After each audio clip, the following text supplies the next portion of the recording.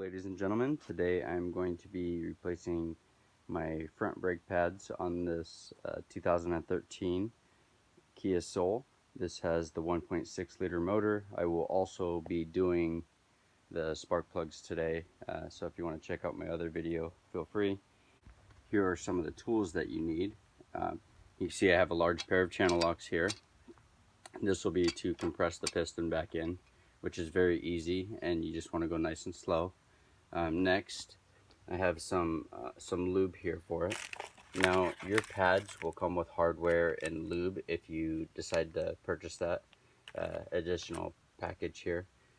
I don't feel that this is enough for all the wheels to lube up all the bolts, and this is one of the most important parts when doing the brakes. So definitely want to make sure that you lubricate the guides there properly. That way you don't have to do this again too soon. So next thing I have here is I have some Loctite. I like to put a little dab of Loctite on the bolts holding the caliper in. Next, here's a 14mm wrench. This is to remove this piece of the caliper. These bolts right here are 14mm. And then before being able to remove that, you need a 10mm. So I have a 10mm socket here, which is to remove this. The reason you want to remove this is because when you go to pry this out, I just used my 14mm wrench. When you go to pry it out, there's not enough slack in this line right here to get it all the way out. But if you take out this bolt, you'll have plenty of play. So there you have that, and now I will guide you on how to do this. Alright, so now we'll get started. First thing I did was I jacked up the vehicle and put it on 2 jack stands. Next, we will come over here and we're going to remove all 5 lug nuts. They are removed using a 21mm socket or a 13/16.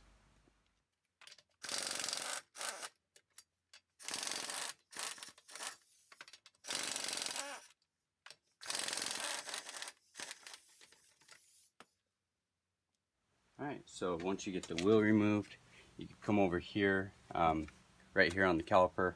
You'll have a 14mm bolt here. Remember, righty-tighty, lefty-loosey. I broke them loose already. Once you break them loose, they'll come out pretty easily by hand. That's what they look like. After you get those removed, right up top here. See if let's go ahead and give you a better view here. Right here, there is a 10mm bolt that you'll want to remove. And then you can use your 14mm wrench, try to get it in this little gap here and just pry out on the caliper. Try to get it off your rotor here. Just give it a wiggle. And then voila, there you have it. I'm going to just set that on top of the rotor there. We'll pull these pads off. So there's actually a good amount of life left on the pads. Maybe 20%, but what we will be doing is we'll pull off all this hardware, and then we will take one of our old pads like so. We're going to set it back on this piston here. You can open up your brake fluid reservoir. You can take the cap off there. Make sure your fluid doesn't get too high. And we're going to compress this in very slowly. Here are the brake pads after 109,000 miles. Alright, so here we go.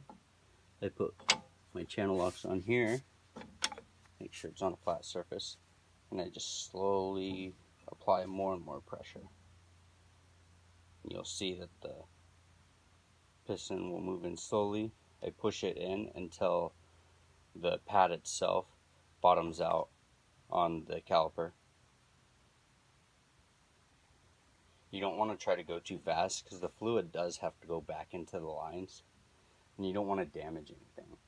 And if your fluid in your reservoir gets too high and you don't take the cap off, you could damage things that way too. So it's important that you pay attention to the fluid level in the master cylinder, just to be safe.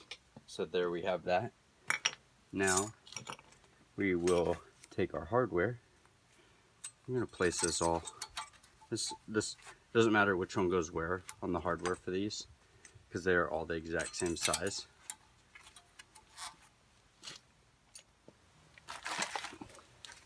So your indicator, which is this here, that will actually go on the inside wheel.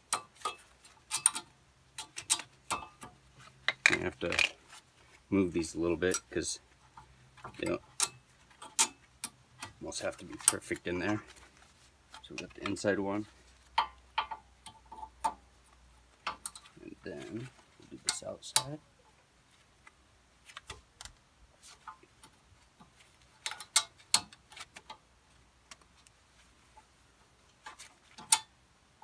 They don't always go on smoothly, as you can see. That's part of doing it. Nothing is ever smooth.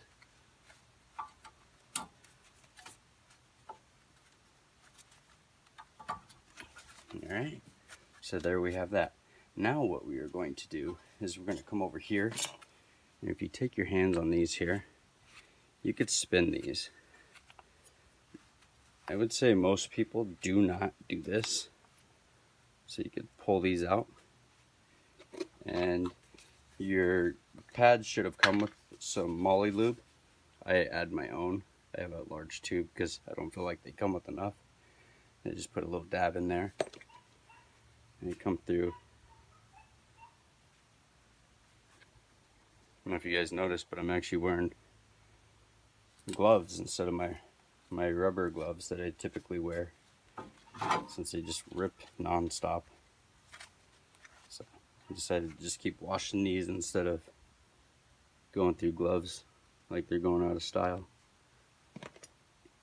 So please do not skip this step. If you do skip this step, there's a chance your caliper could catch up, not press in properly, and then you'll end up with like a seized caliper, or your pads won't compress against the rotor evenly. So this one's being a little funky. I didn't put much fluid in there, but must have had a fair amount in there already. So you see there, this must be a little bit too much in there. So I'm gonna grab a Q-tip and pull some of that out. That way I don't have the problem of this fighting it the whole time. Oh, there it goes. There, got it. Now we'll go ahead and take this, we'll rotate it, make sure everything's lined up like it's supposed to, so you don't have to take it off. Now with the piston on this caliper pressed in, everything should line up just right. So we have that.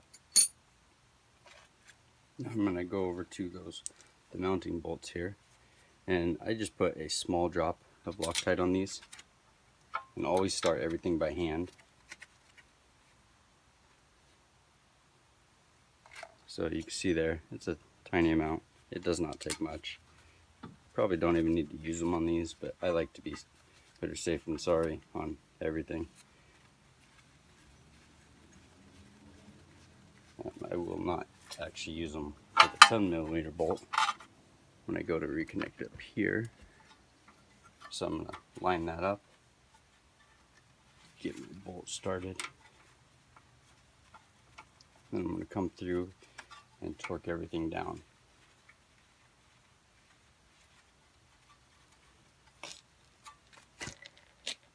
So we have everything in place and everything torqued down, minus the lug nuts. These guide bolts here are recommended to be torqued down to about 60 foot-pounds, and then once you put your wheel on, your lug nuts are about 75 foot-pounds. So it has about a 10 or 15 foot-pound variance in between where you should torque these down to. I'm torquing the lug nuts down on the high side. So I hope this video has been helpful. I'm going to slowly press in the pedal a few times to get the pads to line up properly. And then I will go through and make sure I put my cap on my reservoir and make sure the fluid in the reservoir is at the appropriate height. So please feel free to like and subscribe, and check out my video that I'm going to also post on replacing the spark plugs for this vehicle. Thank you very much for watching, and have a great day.